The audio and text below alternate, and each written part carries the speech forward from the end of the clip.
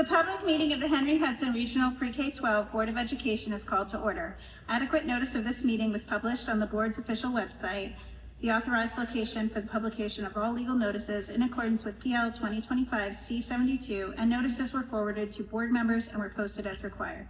As of March 1st, 2026, all legal notices required by law shall be published on the board's official website and be made available through the New Jersey Secretary of State's official website in lieu of publication in a newspaper in accordance with PL 2025 C-72. Roll call.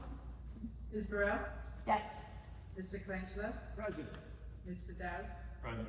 Mr. Pierre? Here. Ms. Kosa? Mr. Sutton? Here. Ms. Thomas? Here. Ms. Wells? Ms. Knox? Here. Dr. Bees? Here. Don't have anything under old business, so we'll move right to the meeting.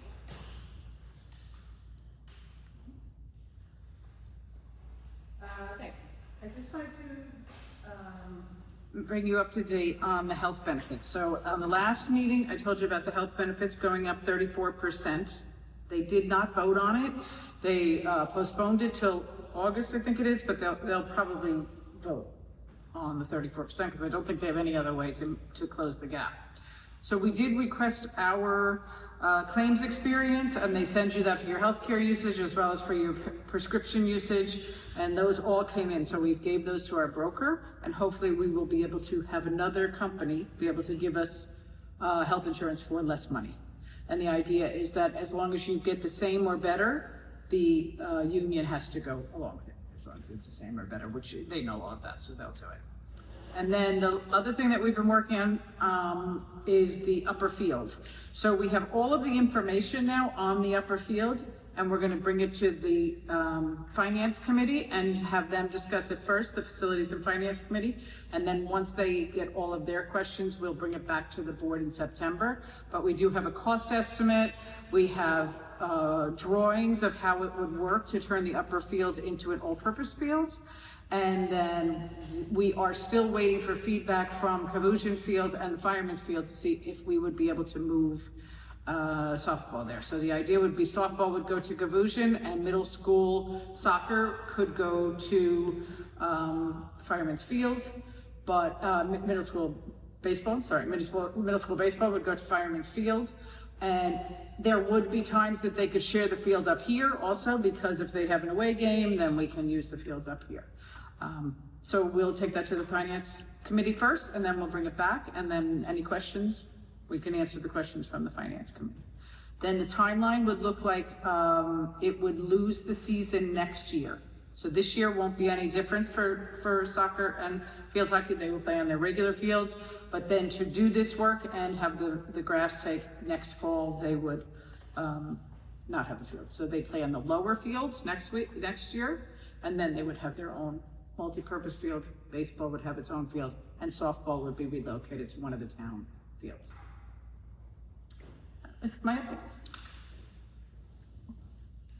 Thank you, Mrs. Sherlock and Mr. Neggers, and really Mr. Pritchard and now Mr. Lynch, who have done a lot of work on the fields. As we know, the fields are something that have been something we've been talking about for a long time, because they have multiple surfaces for our fall sports, because they are really a baseball and a softball field, so they're not really built for soccer and field hockey. So we've been looking for a solution so that we can have one multi-purpose field that does not have an infield in the middle of it, so the kids can play on one playing surface for a fall sport. So we've gone through a lot of iterations of this, but I think we're very, very close, and very much within the budget that we had put together when we were looking at different solutions for the field. So I'm excited about that. I did want to also clarify, Janet and I were talking today. When I talked to our broker from Brown & Brown about the health insurance, because 34% is so high, school districts that are in school health benefits can probably get into another program that's maybe like a 27% increase. It's still not going to be like, oh, back to where we were, or we're just looking at not 34%, but because 34% is so high, other companies or plans are like, oh, well, okay, then we'll just get the 20. Like, so it's not, I don't want to like make anybody think that this is going to be like so far away from 34%. And it doesn't give us like what which Janet shared in our budget presentation, which was already around 70 to 75% increase over the last 5 years of all of these increases that we've had. And there's still it doesn't mean like these increases will stop. It just might not be 34%, and maybe we could get somewhere in the high 20. I mean, like that's what we're weighing right now. But high 20s is better than mid 30s, so that's kind of what we're taking. So I just wanted to make sure that everybody understands that this is not like a cure-all for everything that we're dealing with in terms of the health benefits issue. Also in talking to Brown & Brown, obviously this year, Chapter 44 sunsets. So that is what dictates how employees are paying into their health benefits. That law sunsets. So we don't know, new legislation is out there. We just don't know how that will impact anything. So we also will be really keeping our eye on anything legislative that has to do with health benefits and what they're going to do, because Chapter 44 sunsets. So there's going to have to be something in place related to health benefits for public employees, because Chapter 44 is going to sunset this year. So there has to be a legislative solution. There always has been. So we'll keep you posted on all of those things that come up. So I just wanted to share that.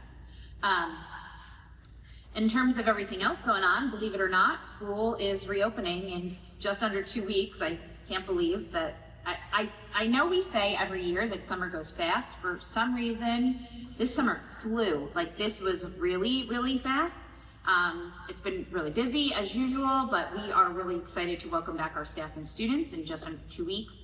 Of course, I first always have to thank Anthony, our head custodians, Ms. Martinez, Mr. Troy, Mr. Reevy, Mr. Crippa, all of our custodial staff for getting our buildings so incredibly beautiful for our kiddos to come back to. They just do such an amazing job and balance so many different projects that they're working on while there are people in the schools and how they shut them down and get us ready. There's been a lot of painting and beautification. Highlands looks gorgeous. There's some new signage, and it absolutely looks beautiful. Those faded flags, Anthony was telling me today, the ones that were in the parking lot that have faded, they've all been replaced with the updated logo.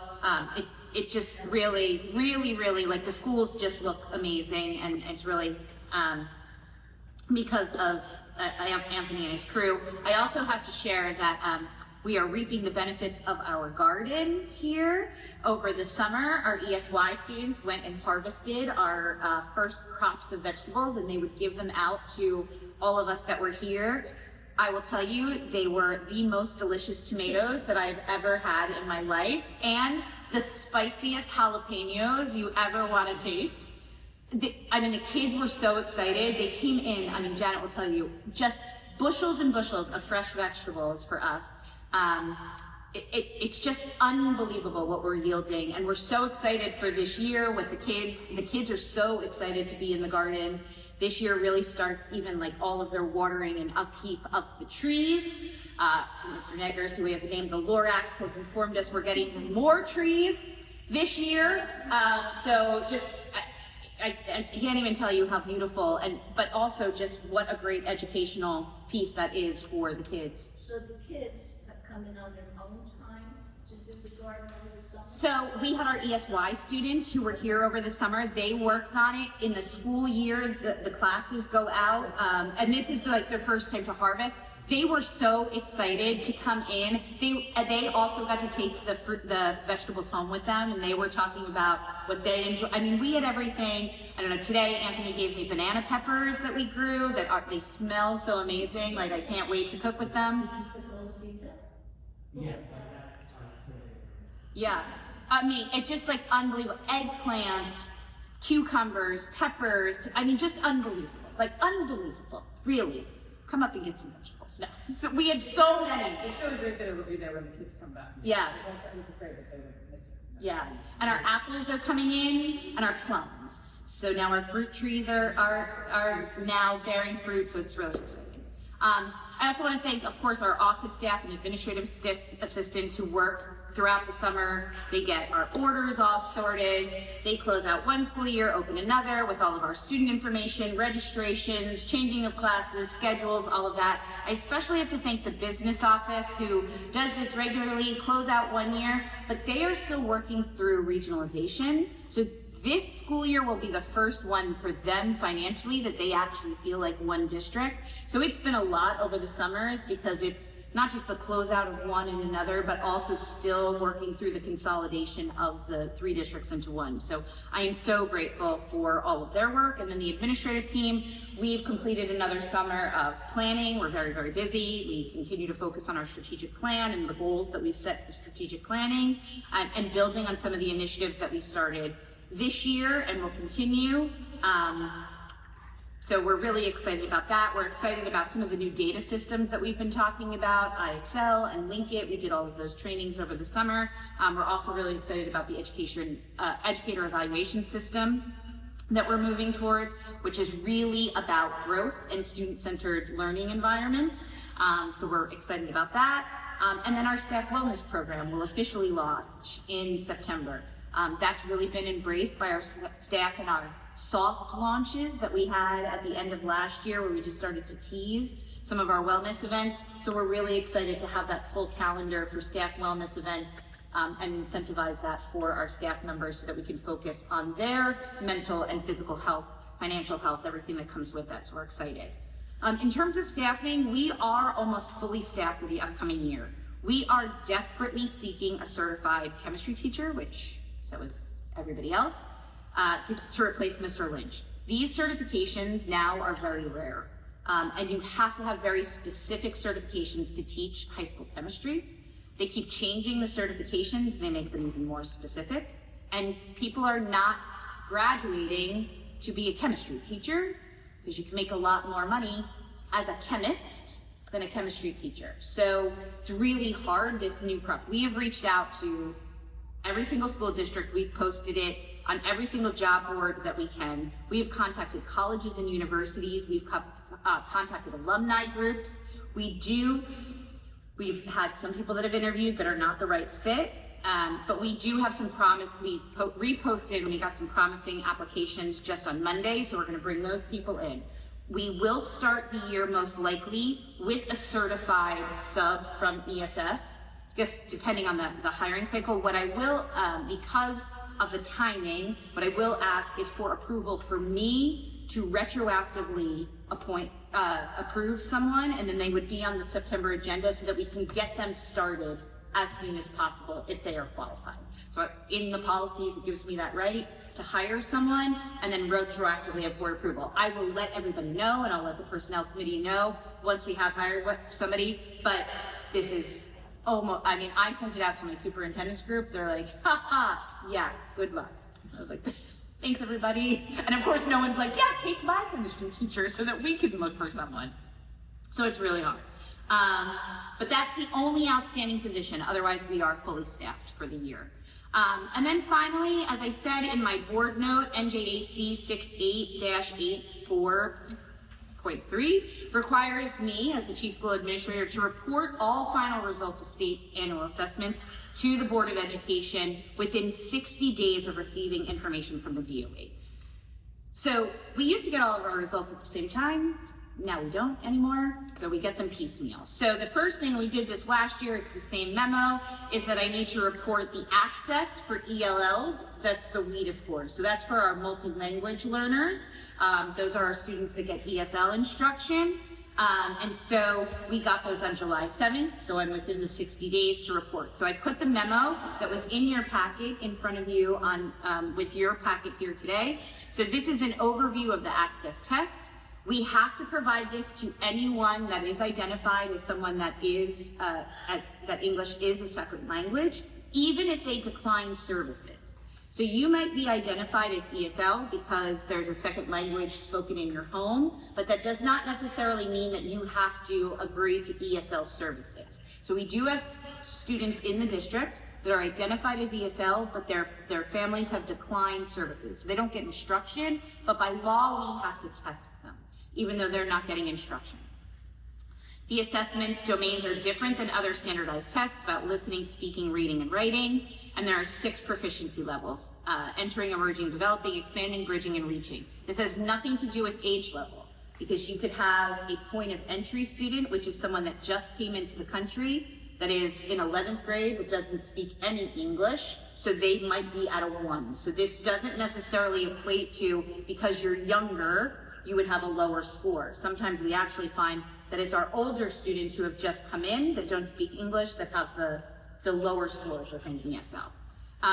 Then you can see a comparison of the two from the last 2 years. So last year we had 38 students who tested.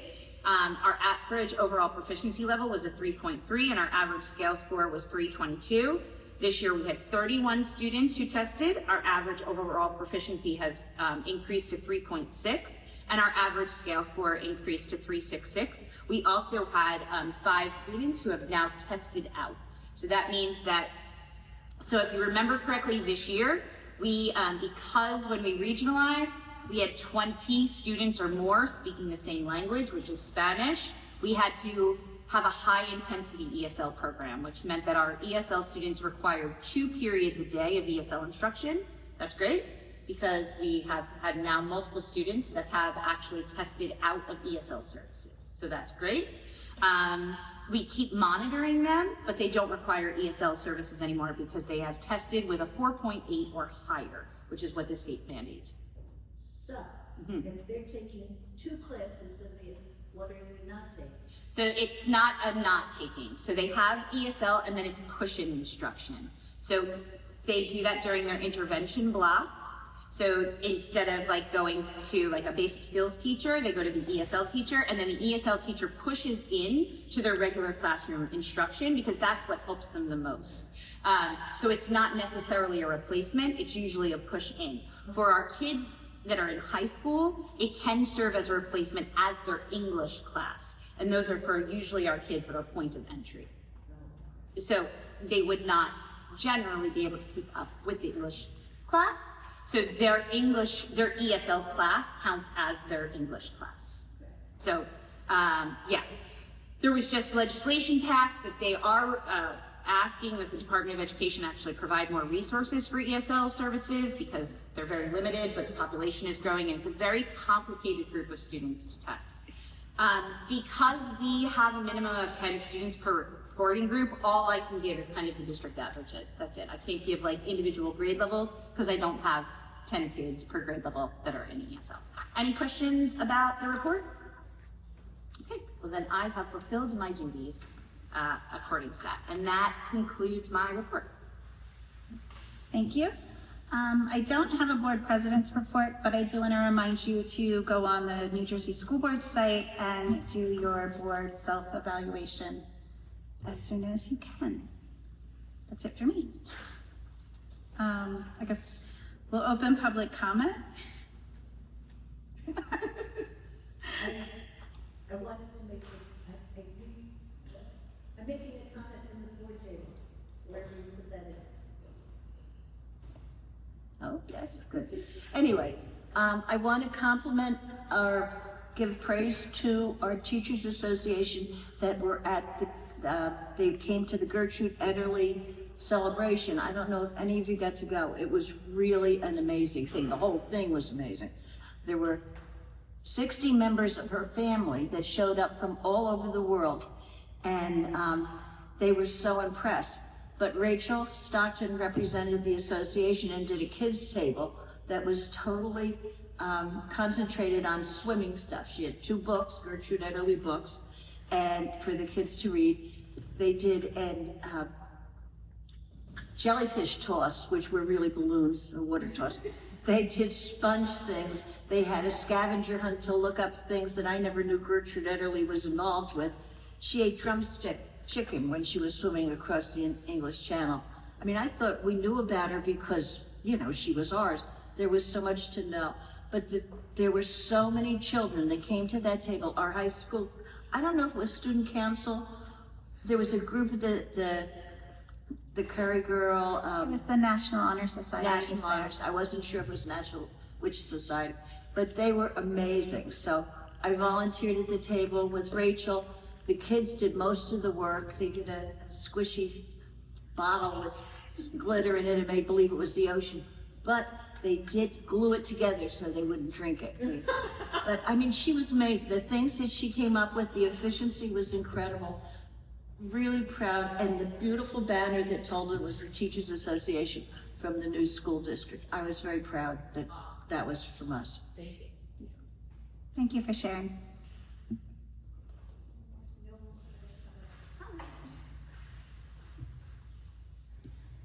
To move on to the approval of the minutes, do I have a motion and a second to approve the minutes from last meeting, executive session and regular? So moved. Is there a second? Roll call? Ms. Burrell? Yes. Mr. Colangelo? Abstain. Mr. Deck? Yes. Mr. Piero? Yes. Mr. Sutton? Yes. Ms. Thomas? Yes. Ms. Knox? Yes. Need a motion and a second to move the agenda as a consent agenda. So moved. Second. Any comments anyone wants to make? Seeing none, roll call. Ms. Burrell? Yes. Mr. Colangelo? Yes. Mr. Deck? Yes. Mr. Piero? Yes. Mr. Sutton? Yes. Ms. Thomas? Yes. Ms. Knox? Yes. We don't have any new business. Sorry, I don't understand. I think we have anyone else for public comments. So we just need a motion and a second to go into executive session. So moved. Second. Third. And there's no action that will be taken, so we're gonna adjourn right from here, so thank you for coming to our meeting. Quite the project. It's summer.